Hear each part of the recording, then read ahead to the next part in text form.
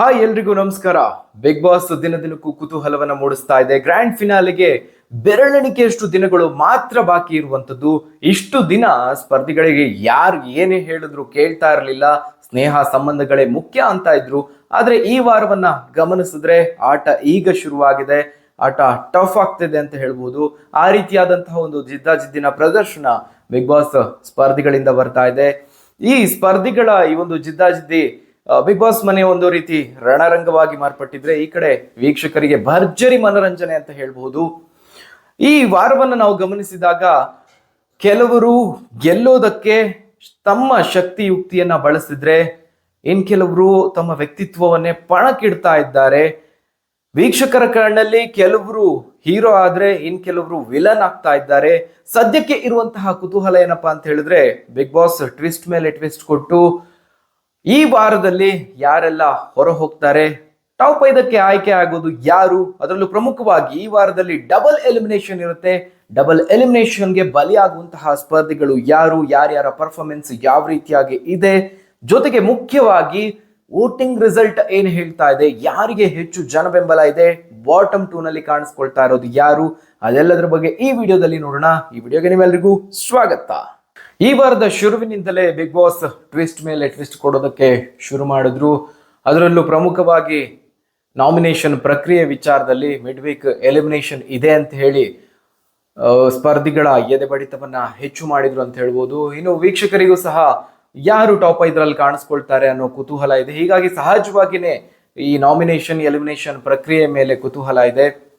ಹೀಗಾಗಿ ಯಾರು ಈ ವಾರದಲ್ಲಿ ಡಬಲ್ ಎಲಿಮಿನೇಷನ್ಗೆ ಬಲಿಯಾಗ್ತಾರೆ ಅನ್ನೋದು ಈಗ ಸಾಕಷ್ಟು ಚರ್ಚೆ ಆಗ್ತಿರುವಂತಹ ವಿಷಯ. ಸದ್ಯ ಯಾರ್ಯಾರ ಪರ್ಫಾರ್ಮೆನ್ಸ್ ಯಾವ ರೀತಿಯಾಗಿದೆ ಈ ವಾರದಲ್ಲಿ, ಅದೇ ರೀತಿಯಾಗಿ ಒಟ್ಟಾರೆ ಬಿಗ್ ಬಾಸ್ ಪರ್ಫಾರ್ಮೆನ್ಸ್ ಯಾವ ರೀತಿಯಾಗಿದೆ, ಮುಖ್ಯವಾಗಿ ವೋಟಿಂಗ್ ರಿಸಲ್ಟ್ ನಲ್ಲಿ ಯಾವ ರೀತಿಯಾದಂತಹ ಜನ ಬೆಂಬಲ ವ್ಯಕ್ತವಾಗಿದೆ, ಇದೆಲ್ಲದರ ಬಗ್ಗೆ ನೋಡೋಣ. ಅದಕ್ಕೂ ಮೊದಲು ನಾವು ಈಗ ಯಾರ್ಯಾರ ಪರ್ಫಾರ್ಮೆನ್ಸ್ ಯಾವ ರೀತಿಯಾಗಿ ಇದೆ ಅನ್ನೋದನ್ನ ಕ್ವಿಕ್ ಆಗಿ ನೋಡೋದಾದ್ರೆ, ಮೊದಲನೇದಾಗಿ ಭವ್ಯ ಗೌಡ ಅವರು ಎಲ್ಲಾ ರೀತಿನಲ್ಲಿ ಚೆನ್ನಾಗಿ ಆಡ್ತಿದ್ದಾರೆ. ಕ್ಯಾಪ್ಟನ್ಸಿ ಟಾಸ್ಕ್ ನಲ್ಲಿ ಒಂದಷ್ಟು ಎಡವಟ್ಟುಗಳನ್ನ ಮಾಡಿಕೊಂಡ್ರು, ಸ್ಪರ್ಧಿಗಳ ಕೆಂಗಣಿಗೆ ಗುರಿ ಆಗ್ತಾರೆ. ಒಟ್ಟಾರೆಯಾಗಿ ಅವರ ಪರ್ಫಾರ್ಮೆನ್ಸ್ ಬಿಗ್ ಬಾಸ್ ಮನೆಯಲ್ಲಿ ಚೆನ್ನಾಗಿದ್ರು ಸಹ ಅವರ ಮಾತೇ ಮುಳುವಾಗ್ತಾ ಇದೆ. ಅವರ ಮಾತುಗಳು ಅಷ್ಟಾಗಿ ಬಿಗ್ ಬಾಸ್ ವೀಕ್ಷಕರಿಗೆ ಇಷ್ಟ ಆಗ್ತಾ ಇಲ್ಲ. ಇದು ಭವ್ಯಗೌಡ ಅವರ ಪರ್ಫಾರ್ಮೆನ್ಸ್ ಆದ್ರೆ, ಇನ್ನು ಧನ್ರಾಜ್ ಅವರ ವಿಚಾರಕ್ಕೆ ಬಂದ್ರೆ, ಅವರು ಸಹ ಎಲ್ಲ ರೀತಿಯಲ್ಲೂ ಮನರಂಜನೆ ಕೊಡುವಂತಹ ಪ್ರಯತ್ನವನ್ನ ಮಾಡಿದ್ದಾರೆ. ವ್ಯಕ್ತಿತ್ವದ ವಿಚಾರದಲ್ಲಂತೂ ವೀಕ್ಷಕರಿಗೆ ತುಂಬಾನೇ ಹಿಡಿಸಿದ್ದಾರೆ ಅಂತ ಹೇಳ್ಬೋದು. ಆದ್ರೆ ಕಡೆ ಕ್ಷಣದಲ್ಲಿ ಸದ್ಯ ಏನ್ ಎಡವಟ್ಟಾಗಿದೆ ಅದೊಂದಷ್ಟು ಬಿಗ್ ಬಾಸ್ ಮನೆಯೊಳಗಿರುವಂತಹ ಸ್ಪರ್ಧಿಗಳು ಟಾರ್ಗೆಟ್ ಮಾಡೋ ಹಾಗೆ ಆಯ್ತು. ಅದೇನೇ ಇದ್ರು ಎಲ್ಲಾ ಸ್ಪರ್ಧಿಗಳು ಕೊನೆಯ ಟಾಸ್ಕ್ ನಲ್ಲಿ ಮಾಡಿದಂತಹ ಎಡವಟ್ಟಿನಿಂದ ಮಿಡ್ ವೀಕ್ ಎಲಿಮಿನೇಷನ್ ನ ಕ್ಯಾನ್ಸಲ್ ಮಾಡಿದ್ರು ಬಿಗ್ ಬಾಸ್. ಈಗ ಡಬಲ್ ಎಲಿಮಿನೇಷನ್ಗೆ ಬರುವಂತಾಗಿದೆ.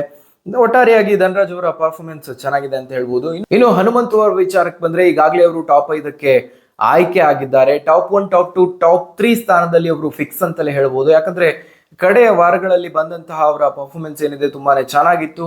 ಅದರಲ್ಲೂ ವೈಲ್ಡ್ ಕಾರ್ಡ್ ಸ್ಪರ್ಧಿಯಾಗಿ ಬಂದು ಇಷ್ಟರ ಮಟ್ಟಿಗೆ ಬಂದಿರೋದು ಒಂದು ಬಿಗ್ ಬಾಸ್ಗೆ ಸೀಮಿತವಾಗಿ ಹೇಳೋದಾದ್ರೆ ಒಂದು ಒಳ್ಳೆಯ ಸಾಧನೆ ಅಂತ ಹೇಳ್ಬೋದು. ಅದೇ ರೀತಿಯಲ್ಲಿ ಹೀಗಾಗಿ ಅವರು ಪ್ರಬಲ ಸ್ಪರ್ಧೆಯಾಗಿ ಕಾಣಿಸ್ಕೊಳ್ತಾ ಇದ್ದಾರೆ. ಅದರಲ್ಲೂ ಟಾಪ್ 3 ಒಳಗೆ ಅವರು ಬರುವಂತಹ ಸಾಧ್ಯತೆ ಹೆಚ್ಚಿದೆ ಅಂತ ಹೇಳ್ಬೋದು. ಇನ್ನು ಮಂಜು ಅವರ ವಿಚಾರಕ್ಕೆ ಬಂದ್ರೆ, ಇದ್ದಕ್ಕಿದ್ದ ಹಾಗೆ ಈ ವಾರದಲ್ಲಿ ಅವರಿಗೆ ಜನ ಬೆಂಬಲ ಹೆಚ್ಚಾಗಿ ಕಂಡು ಬರ್ತಾ ಇದೆ. ಅದಕ್ಕೆ ಕಾರಣ ಅಂತ ಹೇಳಿದ್ರೆ, ಎಲ್ಲ ಬಿಗ್ ಬಾಸ್ ಮನೆಯ ಸ್ಪರ್ಧಿಗಳು ಬಹುತೇಕ ಅವರನ್ನ ಟಾರ್ಗೆಟ್ ಮಾಡ್ಕೊಂಡ್ರು. ಅದು ಮಂಜು ಅವರಿಗೆ ಈ ವಾರದಲ್ಲಿ ಪ್ಲಸ್ ಆಯ್ತು ಅಂತ ಹೇಳ್ಬೋದು. ಕಳೆದ 2 ವಾರಗಳಲ್ಲಿ ಅವರ ಪರ್ಫಾರ್ಮೆನ್ಸ್ ಅಷ್ಟಾಗಿ ಇರಲಿಲ್ಲ. ಆದ್ರೆ ಒಟ್ಟಾರೆ ಬಿಗ್ ಬಾಸ್ ಪರ್ಫಾರ್ಮೆನ್ಸ್, ಅದರಲ್ಲೂ ಪ್ರಮುಖವಾಗಿ ಮೊದಲ 5-6 ವಾರಗಳಂತೂ ಸಾಕಷ್ಟು ಮಿಂಚಿದ್ದಾರೆ. ಬಿಗ್ ಬಾಸ್ TRP ವಿಚಾರದಲ್ಲಿ ಎಲ್ಲದರಲ್ಲೂ ಸಾಕಷ್ಟು ಕೊಡುಗೆಗಳನ್ನ ಕೊಟ್ಟಿದ್ದಾರೆ. ಅದರಲ್ಲೂ ಈ ವಾರದಲ್ಲಿ ಕಡೆಯದಾಗಿ ಅವರು ಬಿಗ್ ಬಾಸ್ ಮಧ್ಯದ ವಾರಗಳಲ್ಲಿ ಹೆಚ್ಚಿನ ಜನಬೆಂಬಲ ಅವರಿಗೆ ವ್ಯಕ್ತವಾಗ್ತಾ ಇತ್ತು. ಈಗ ಮತ್ತೆ ಅವರಿಗೆ ಕಡೆಯ ವಾರಗಳಲ್ಲಿ ಹೆಚ್ಚಿನ ಜನಬೆಂಬಲ ವ್ಯಕ್ತವಾಗ್ತಾ ಇರೋದು, ಅವರು ಪ್ರಬಲ ಸ್ಪರ್ಧಿಯಾಗಿ ಕಾಣಿಸ್ಕೊಳ್ತಾ ಇದ್ದಾರೆ. ಅವರಿಗೂ ಟಾಪ್ 5ರಲ್ಲಿ ಆಯ್ಕೆ ಆಗುವಂತಹ ಸ್ಪರ್ಧಿಯಾಗಿ ಗುರುತಿಸ್ಕೊಳ್ತಾ ಇದ್ದಾರೆ. ಇನ್ನು ಮೋಕ್ಷಿತಾ ಅವರು ಮಹಿಳಾ ಸ್ಪರ್ಧಿಗಳ ಪೈಕಿ ಪ್ರಬಲ ಸ್ಪರ್ಧಿಯಾಗಿ ಗುರುತಿಸ್ಕೊಳ್ತಾ ಇದ್ದಾರೆ. ಇತ್ತೀಚಿನ ಒಂದಷ್ಟು ಟಾಸ್ಕ್ಗಳಲ್ಲಿ ಅವರು ಗಮನ ಸೆಳೆದಿದ್ದಾರೆ. ಶುರುವಿನ ವಾರಗಳಲ್ಲಿ ಅಷ್ಟಾಗಿ ಕಾಣಿಸ್ಕೊಳ್ದೇ ಇದ್ರು ಸಹ ಕಡೆಯ ವಾರಗಳಲ್ಲಂತೂ ಚೆನ್ನಾಗಿ ಆಡಿದ್ದಾರೆ ಅಂತ ಹೇಳ್ಬೋದು. ಒಟ್ಟಾರೆಯಾಗಿ ಅವರ ಪರ್ಫಾರ್ಮೆನ್ಸ್ ಅನ್ನ ನೋಡಿದ್ರೆ ಅವರು ಸಹ ಪ್ರಬಲ ಸ್ಪರ್ಧಿಯಾಗಿ ಗುರುತಿಸ್ಕೊಳ್ತಾ ಇದ್ದಾರೆ. ಇನ್ನು ರಜತ್ ಅವರು ವೈಲ್ಡ್ ಕಾರ್ಡ್ ಸ್ಪರ್ಧಿಯಾಗಿ ಬಂದು TRPಗೆ ಸಾಕಷ್ಟು ಕೊಡುಗೆಯನ್ನು ಕೊಟ್ಟಿದ್ದಾರೆ. ಆದರೆ ಅವರ ಮಾತೆ ಅವರಿಗೆ ಮುಳ್ಳುವಾಗಿದೆ, ವೀಕ್ಷಕರಿಗೆ ಅಷ್ಟಾಗಿ ಹಿಡಿಸ್ತಾ ಇಲ್ಲ. ಬಿಗ್ ಬಾಸ್ ಮನೆಯಲ್ಲಿರುವಂತಹ ಸ್ಪರ್ಧಿಗಳು ರಜತ್ ವೈಲ್ಡ್ ಕಾರ್ಡ್ ಸ್ಪರ್ಧಿಯಾಗಿ ಬಂದು ಸಾಕಷ್ಟು ಚೆನ್ನಾಗಿ ಆಡ್ತಿದ್ದಾರೆ ಅಂತ ಅನ್ಕೊಂಡಿದ್ದಾರೆ. ಆದರೆ ಹೊರಗಡೆ ಆ ರೀತಿಯಾಗಿ ಇಲ್ಲ, ಅವರಿಗೆ ಕಡಿಮೆ ಜನ ಬೆಂಬಲ ವ್ಯಕ್ತವಾಗ್ತಿರೋದು. ಅದಕ್ಕೆ ಪ್ರಮುಖವಾದ ಕಾರಣ ಅವರ ನಡವಳಿಕೆ ಅಥವಾ ಅವರ ಮಾತುಗಳು ಅಂತ ಹೇಳ್ಬೋದು. ಇನ್ನು ತ್ರಿವಿಕ್ರಮ್ ಅವರ ವಿಚಾರಕ್ಕೆ ಬಂದ್ರೆ, ಮೊದಲ ಒಂದಷ್ಟು ವಾರಗಳಲ್ಲಿ ಅವರ ಪರ್ಫಾರ್ಮೆನ್ಸ್ ತುಂಬಾನೇ ಕನ್ಸಿಸ್ಟೆಂಟ್ ಆಗಿತ್ತು. ಆದರೆ ಇತ್ತೀಚಿನ ಕಡೆಯ 2-3 ವಾರಗಳನ್ನು ನಾವು ಗಮನಿಸಿದಾಗ ಅಲ್ಲಿ ಸಾಕಷ್ಟು ಏರುಪೇರುಗಳಿದೆ. ಅದರಲ್ಲೂ ಭವ್ಯಗೌಡ ಅವರ ವಿಚಾರವಾಗಿ ಅವರ ಒಂದು ಜೋಡಿ ಏನಿದೆ ಅದು ಆ ವಿಚಾರದಲ್ಲಿ ಸಾಕಷ್ಟು ಏರುಪೇರುಗಳು ಕಂಡು ಬಂತು. ಅದರಲ್ಲೂ ಫ್ಯಾಮಿಲಿ ವೀಕ್ ಏನ್ ಕಳೀತು, ಅದಾದ ನಂತರದಲ್ಲಿ ಈ ಏರುಪೇರುಗಳಾಗಿರುವಂಥದ್ದು. ಅದೇನೇ ಇದ್ರೂ ಪುರುಷ ಸ್ಪರ್ಧಿಗಳ ಪೈಕಿ ತ್ರಿವಿಕ್ರಮ್ ಸಹ ಪ್ರಬಲ ಸ್ಪರ್ಧಿಯಾಗಿ ಗುರುತಿಸಿಕೊಂಡಿದ್ದಾರೆ. ಇನ್ನು ಗೌತಮಿ ಅವರ ವಿಚಾರಕ್ಕೆ ಬಂದ್ರೆ, ಒಟ್ಟಾರೆ ಅವರ ಪರ್ಫಾರ್ಮೆನ್ಸ್ ಒಂದು ರೀತಿ ರೆಡ್ ಝೋನ್ ಅಲ್ಲಿ ಕಾಣಿಸ್ಕೊಳ್ಳೋದಕ್ಕೆ ಪ್ರಮುಖವಾದ ಕಾರಣ ಅಂತ ಹೇಳಿದ್ರೆ ಎಲ್ಲಾ ಸ್ಪರ್ಧಿಗಳ ಜೊತೆಗೆ ಅವರು ಕಾಣಿಸ್ಕೊಂಡಿಲ್ಲ ಅನ್ನೋದು. ವ್ಯಕ್ತಿತ್ವದ ವಿಚಾರದಲ್ಲಿ ಬಿಗ್ ಬಾಸ್ ವೀಕ್ಷಕರಿಗೆ ಸಾಕಷ್ಟು ಹಿಡಿಸಿದ್ದಾರೆ, ಇಷ್ಟ ಆಗಿದ್ದಾರೆ. ಆದರೆ ಅವರ ಒಟ್ಟಾರೆ ಪರ್ಫಾರ್ಮೆನ್ಸ್ ನಲ್ಲಿ ಪ್ರಮುಖವಾಗಿ ನೆಗೆಟಿವ್ ಆಗಿ ಕಾಣಿಸ್ಕೊಳ್ತಾ ಇರೋದು ಅಂತ ಹೇಳಿದ್ರೆ ಎಲ್ಲಾ ಸ್ಪರ್ಧಿಗಳ ಜೊತೆಗೆ ಬೆರೆಯೋದಿಲ್ಲ ಅನ್ನೋ ಕಾರಣ. ಅದನ್ನು ಹೊರತುಪಡಿಸಿದ್ರೆ ಮಹಿಳಾ ಸ್ಪರ್ಧಿಗಳ ಪೈಕಿ ಅವರು ಸಹ ಪ್ರಬಲ ಸ್ಪರ್ಧಿನೇ ಅಂತ ಹೇಳ್ಬೋದು. ಇನ್ನು ಅವರ ಟಾಸ್ಕ್ಗಳ ವಿಚಾರಕ್ಕೆ ಬಂದ್ರು ತುಂಬಾನೇ ಚೆನ್ನಾಗಿ ಆಡಿದ್ದಾರೆ. ಇದೆಲ್ಲವನ್ನ ಗಮನಿಸಿದಾಗ ಯಾರು ಗೆಲ್ಲಬಹುದು, ಯಾರು ಟಾಪ್ 5ರಿಂದ ಹೊರಗುಳಿತಾರೆ, ಯಾರು ಟಾಪ್ 5ಕ್ಕೆ ಆಯ್ಕೆ ಆಗ್ತಾರೆ ಅನ್ನೋದು ಸಾಕಷ್ಟು ಕಷ್ಟನೇ ಹೇಳೋದು.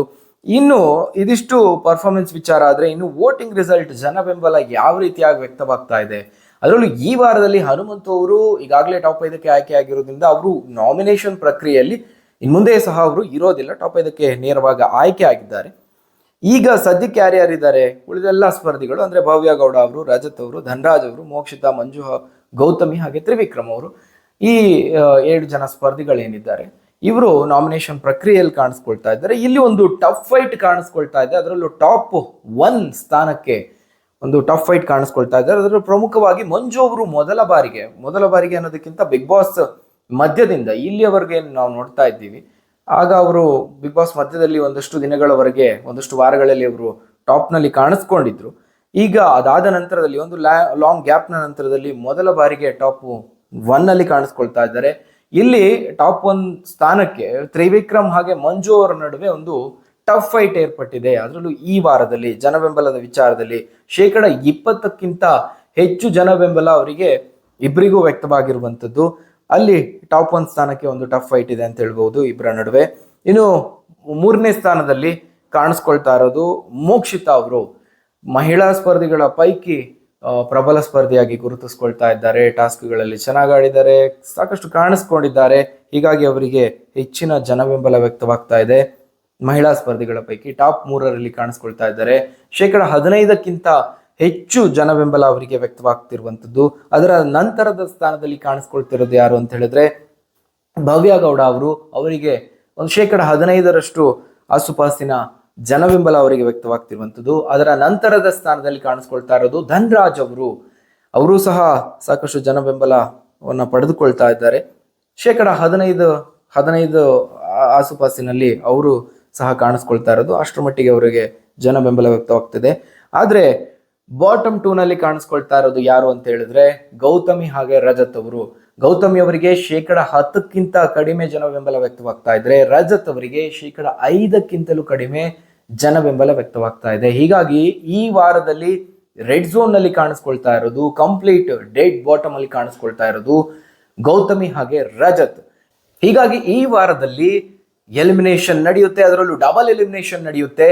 ಈ ಇಬ್ಬರು ಸ್ಪರ್ಧಿಗಳು ರೆಡ್ ಝೋನ್ ನಲ್ಲಿ ಕಾಣಿಸ್ಕೊಂಡಿರೋದ್ರಿಂದ ಪ್ರಮುಖವಾಗಿ ಗೌತಮಿ ಹಾಗೆ ರಜತ್ ಅವರು ಎಲಿಮಿನೇಟ್ ಆಗುವಂತಹ ಸಾಧ್ಯತೆ ಇದೆ. ಇದು ಒಂದು ಸಾಧ್ಯತೆ. ಆದ್ರೆ ಇನ್ನೊಂದು ಸಾಧ್ಯತೆ, ಧನರಾಜ್ ಹಾಗೆ ಗೌತಮಿ ಅವರನ್ನ ಈ ವಾರದಲ್ಲಿ ಎಲಿಮಿನೇಟ್ ಮಾಡಿ ಮುಂದಿನ ಮಧ್ಯದ ವಾರದಲ್ಲಿ ರಜತ್ ಅವರು ಎಲಿಮಿನೇಟ್ ಆಗುವಂತಹ ಸಾಧ್ಯತೆಯೂ ಸಹ ಇದೆ.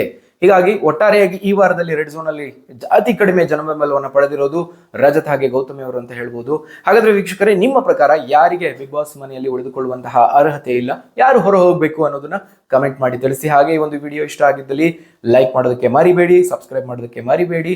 ಮುಂದಿನ ವಿಡಿಯೋದಲ್ಲಿ ಮತ್ತಷ್ಟು ಮಾಹಿತಿಯೊಂದಿಗೆ ನಿಮ್ಮ ಮುಂದೆ ಬರ್ತೀನಿ. ಅಲ್ಲಿವರೆಗೂ ಚಾನಲ್ ನೋಡ್ತಾ ಇರಿ, ಫಾಲೋ ಮಾಡ್ತಾ ಇರಿ. ಧನ್ಯವಾದಗಳು.